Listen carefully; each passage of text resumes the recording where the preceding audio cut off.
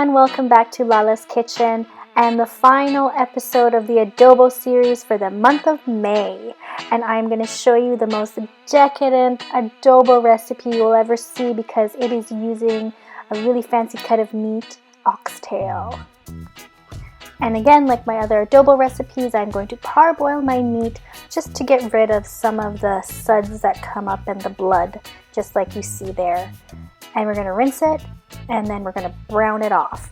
So something different than I do than my other recipes, just because I won't be browning it after it's been simmering, and you'll see why.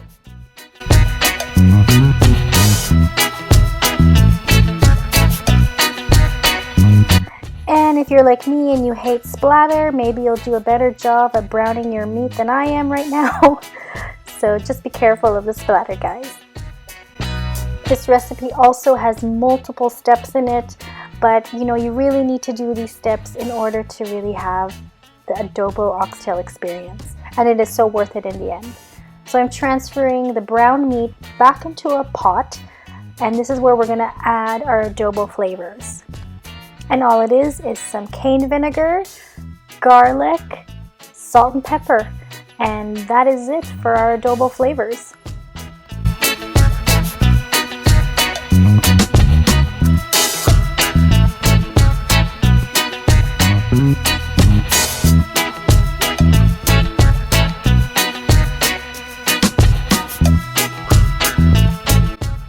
Just like the white adobo, I am letting the vinegar reduce, letting it evaporate a little bit until I add my liquid and my beef cube.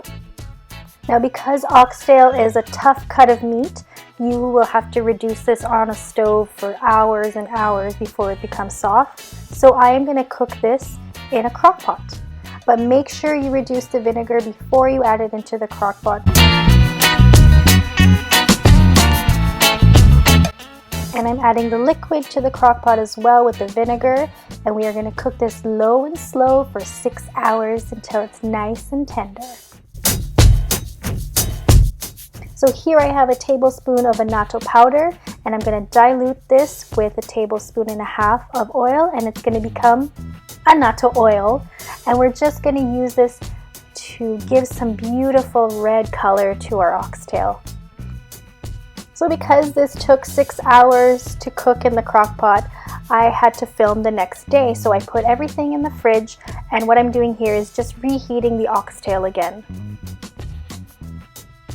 So I added just a little bit of the cooking liquid from the crock pot. You don't want too much liquid. This isn't actually a very brothy adobo. It's more of a dry adobo.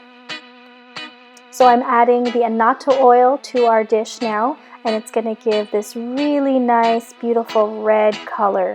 And ANATTO powder or ANATTO oil actually doesn't have a very strong flavor. It's similar to turmeric. It's more of a coloring spice than it is a flavorful spice. And there you have it, Adobong Oxtail or Oxtail Adobo. Definitely the more decadent version of adobo out there. It's easy to make. It does take a little bit more time, but it is so worth it, and I hope you give it a try. I hope you give some of my other adobo recipes a try. Link in the description box below. Please share and like this video to all your other adobo friend lovers out there. And as always, thanks so much for watching, and I'll see you in my next video.